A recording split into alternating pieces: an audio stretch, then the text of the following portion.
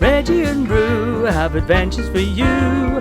Watch and listen, you can come along too.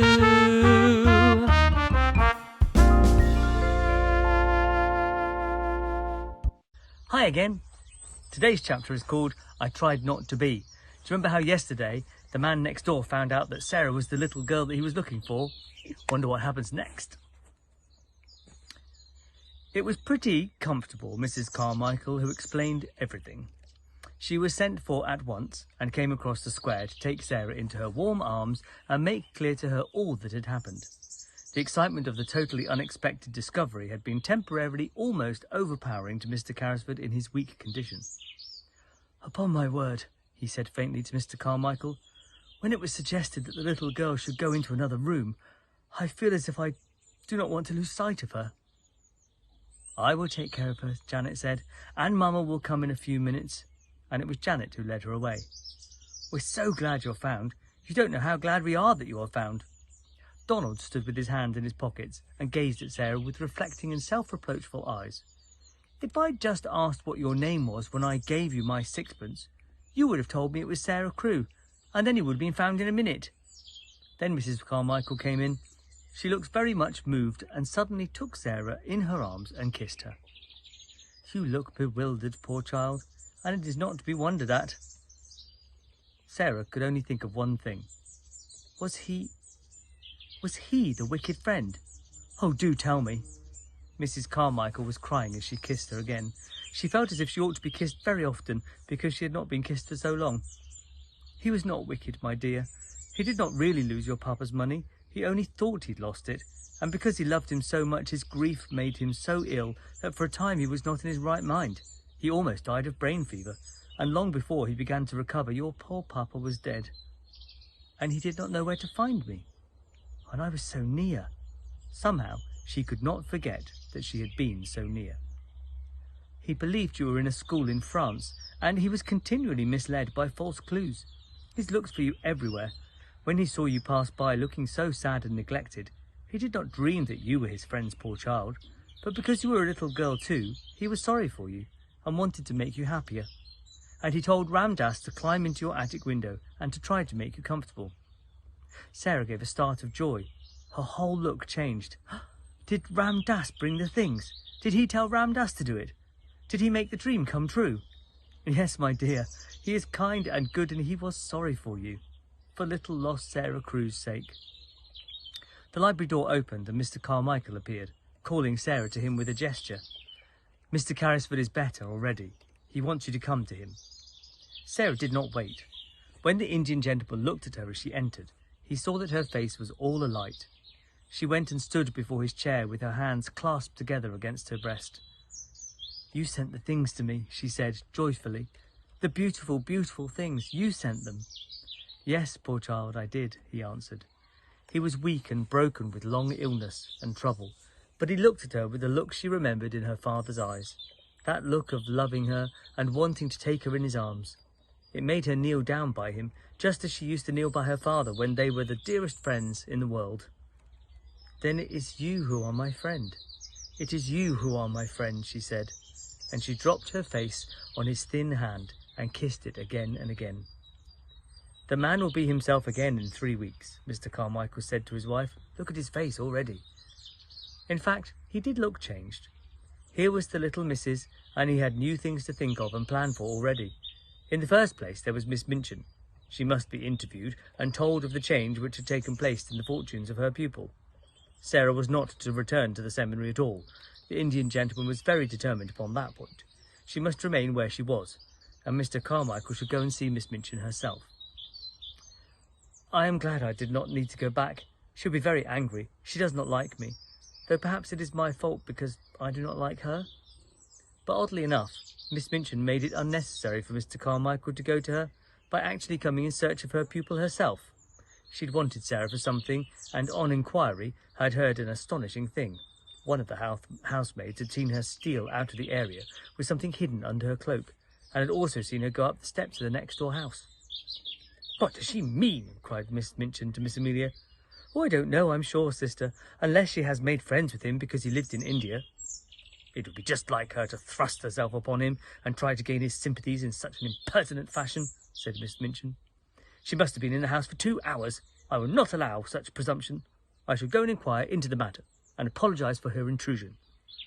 Sarah was sitting on a footstool close to Mr. Carrisford's knee and listening to some of the many things he felt it necessary to explain to her when Ram Dass announced the visitor's arrival.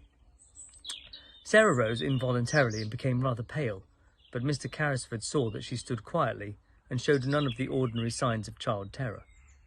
Miss Minchin entered the room with a sternly dignified manner. She was correctly and well dressed and rigidly polite. I am sorry to disturb you, Mr. Carrisford, but I have explanations to make. I am Miss Minchin, the proprietress of the young ladies' seminary next door. The gentleman looked at her for a moment in silent scrutiny. He was a man who had naturally a rather hot temper, and he did not wish it to get too much the better of him. So, you are Miss Minchin, he said. I am, sir. In that case, you have arrived at the right time. My solicitor, Mr. Carmichael, was just on the point of going to see you. Mr. Carmichael bowed slightly, and Miss Minchin looked from him to Mr. Carrisford in amazement. Your solicitor? I do not understand. I have come here as a matter of duty. I have just discovered that you have been intruded upon through the forwardness of one of my pupils, a charity pupil. I came to explain that she was intruded without my knowledge. Go home at once, she commanded indignantly. You shall be severely punished. Go home at once. The Indian gentleman drew Sarah to his side and patted her hand. She is not going. Miss Minchin felt rather as if she must be losing her senses. Not going, she repeated. No, she is not going home. If you give your house that name, her name for the future, her home for the future, will be with me. Miss Minchin fell back in amazed indignation. With you? With you, sir? What does this mean? Kindly explain the matter, Carmichael, said the Indian gentleman, and get it over as quickly as possible. And he made Sarah sit down again, and he held her hands in his, which was another trick of her papa's. Then Mr. Carmichael explained in the quiet, levelled tone, steady manner of a man who knew his subject, and all its legal significance, which was a thing Miss Minchin understood as a businesswoman and did not enjoy. Mr. Carrisford, madam, was an intimate friend of the late Captain Crewe. He was his partner in certain large investments.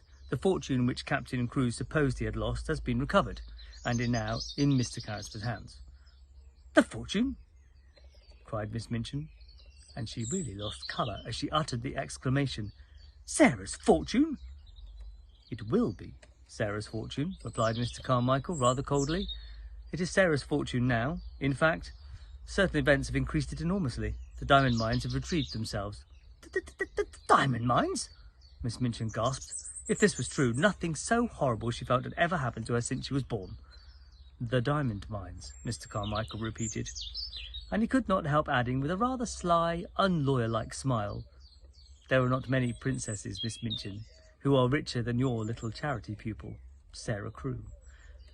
Mr. Carrisford has been searching for her for nearly 2 years. He has found her at last, and he will keep her. After which, he asked Miss Minchin to sit down while he explained matters to her fully, and went into such detail as was necessary to make it quite clear to her that Sarah's future was an assured one, and that what had seemed to be lost was to be restored to her tenfold. Also, that she had, in Mr. Carrisford, a guardian as well as a friend. Miss Minchin was not a clever woman, and in her excitement was silly enough to make one desperate effort to regain what she could not help seeing she had lost through her worldly folly. We found her under my care. I've done everything for her, but for me she would have starved in the streets. At this the Indian gentleman lost his temper. As to starving in the streets, she might have starved more comfortably there in your attic. Captain Crewe left her in my charge. She must return to it until she is of age. She can be a parlour boarder again. She must finish her education. The law will interfere on my behalf. Come, Miss Minchin, Mr. Carmichael interposed. The law will do nothing of the sort. If Sarah herself wishes to return to you, I dare say Mr. Carrisford might not refuse to allow it, but that rests with Sarah. Then I appeal to Sarah. I have not spoiled you, perhaps, she said awkwardly to the little girl, but you know that your papa was pleased with your progress, and I have always been fond of you.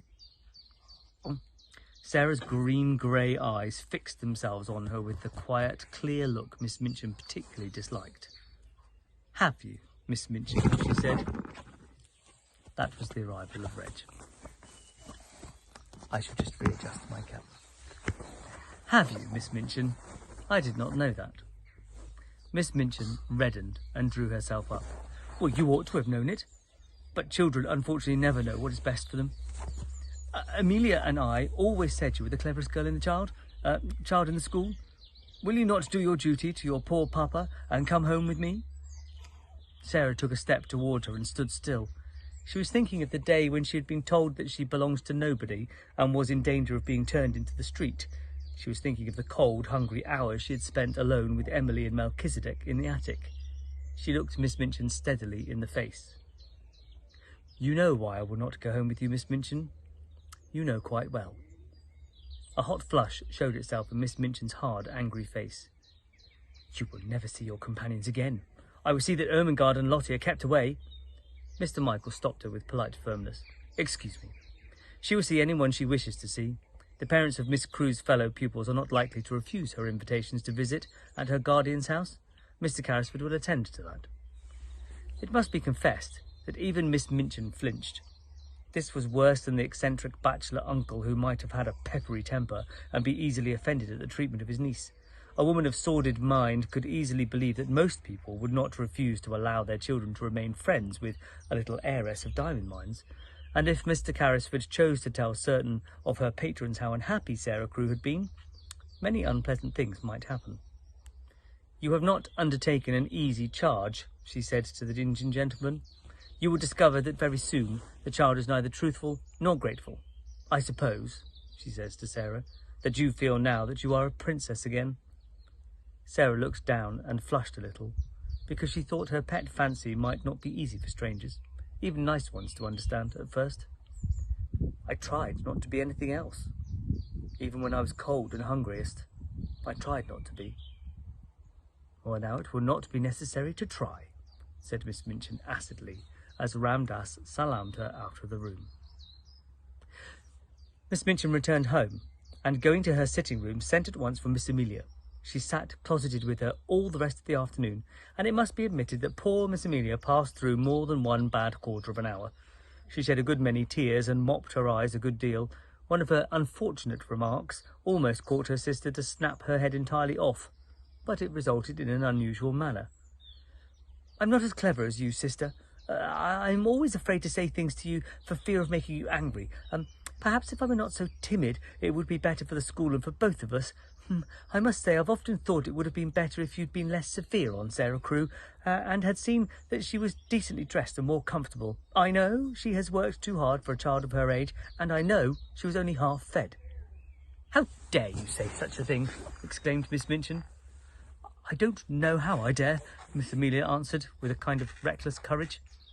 But now I've begun, I may as well finish. Whatever happens to me, the child was a clever child and a good child, and she would have paid you for your kindness and shown her if you'd shown it to her, but you didn't show her any. The fact was, she was too clever for you, and you always disliked her for that reason. She used to see through both of us.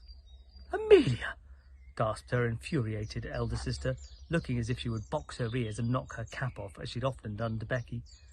But Miss Amelia's disappointment had made her hysterical enough not to care what occurred next. She did, she cried. She saw through both of us. She saw that you were a hard-hearted, worldly woman, and that I was a weak fool, and that we were both as vulgar and mean enough to grovel on our knees for her money and behave ill to her because it was taken from her. Though she behaved herself like a little princess even when she was a beggar. She did, like a little princess. And her hysterics got the better of the poor woman, and she began to laugh and cry both at once, and rock herself backward and forward. And now you've lost her, she cried wildly. And some other school will get her and her money, and if she were like any other child, she'd tell how she'd been mistreated. All our pupils would be taken away and we'd be ruined, and it serves us right, but it serves you right more than it does me, for you're a hard woman, Maria Minchin. You're a hard, selfish, worldly woman. And she was in danger of making so much noise with her hysterical chokes and gurgles that her sister was obliged to go to her and apply salts, and just to quiet her, instead of pouring forth her indignation at such audacity. And from that time forward, it may be mentioned that the elder Miss Minchin actually began to stand a little in awe of her sister, who, while she looked so foolish, was evidently not quite so foolish as she looked, and might consequently break out and speak truths people did not want to hear. That evening, when the pupils were gathered together before the fire in the schoolroom, as was their custom before going to bed, Ermengarde came in with a letter in her hand and a queer expression on her round face. It was queer because it was an expression of delighted excitement. It was combined with such amazement as seemed to belong to a kind of shock just received. "What is the matter?" cried 2 or 3 voices at once. "Is it anything to do with the row that's been going on?" said Lavinia eagerly. "There's been such a row in Miss Minchin's room. Miss Amelia had something like hysterics and had to go to bed." Ermengarde answered them slowly, as if she were half stunned. I've just had this letter from Sarah," she said, holding it up. "From Sarah?" Every voice joined in the exclamation. "Well, where is she?" shrieked Jessie. "Next door, with the Indian gentleman." "Where? Has she been sent away? Does Miss Minchin know? What was the row about? Why did she write? What did she say? Tell us, tell us." There was a perfect babble, and Lottie began to cry plaintively. Ermengarde answered them slowly, as if she were half plunged out into what at that moment seemed the most important and self-explaining thing. There were diamond mines. There were. Open mouths and eyes confronted her. They were real. It was all a mistake about them. Something happened for a time, and Mr. Carrisford thought they were ruined. Who's Mr. Carrisford? The Indian gentleman.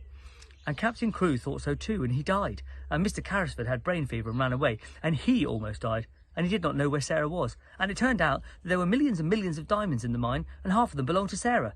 And they belonged to her when she was living in the attic with no one but Melchizedek for a friend, and the cook ordering about. And Mr. Carrisford found her in this afternoon. He's got her in his home, and she will never come back, and she will be more a princess than she ever was, 150,000 times more. And I'm going to see her tomorrow afternoon. So there." Even Miss Minchin herself could scarcely have controlled the uproar after this, and though she heard the noise, she did not try. She was not in the mood to face anything more than she was facing in her room while Miss Amelia was weeping in bed. She knew that the news had penetrated the walls in some mysterious manner, and that every servant and every child would go to bed talking about it.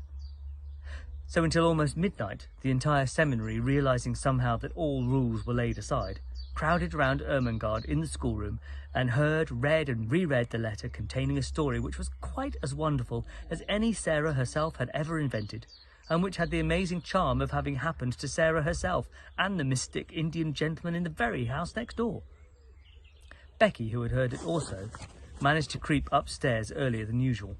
She wanted to get away from people and go and look at the little magic room once more. She did not know what would happen to it. It was not likely that it would be left to Miss Minchin. It would be taken away and the attic would be bare and empty again. Glad as she was for Sarah's sake, she went up the last flight of stairs with a lump in her throat and tears blurring her sight. There would be no fire tonight, no rosy lamp, no supper, no princess sitting in the glow reading or telling stories, no princess. She choked down a sob as she pushed the attic door open, and then she broke into a low cry. The lamp was flushing the room, the fire was blazing, the supper was waiting, and Ram Das was standing smiling in her startled face. "Missy Sahib remembered," he said. "She told the Sahib all. She wished you to know the good fortune which has befallen her. Behold, a letter on the tray she has written. She did not wish that you should go to sleep unhappy. The Sahib commands you to come to him tomorrow. You are to be attendant of Missy Sahib. Tonight, I take these things back over the roof." And having said that, with a beaming face, he made a little salaam and slipped through the skylight with an agile silentness of movement which showed Becky how easily he had done it before. Well, that was exciting. So even Becky's going to get a treat and go and live in a new house, and the diamond mines were real, and Sarah is a rich princess. Ha to Miss Minchin. See you all tomorrow.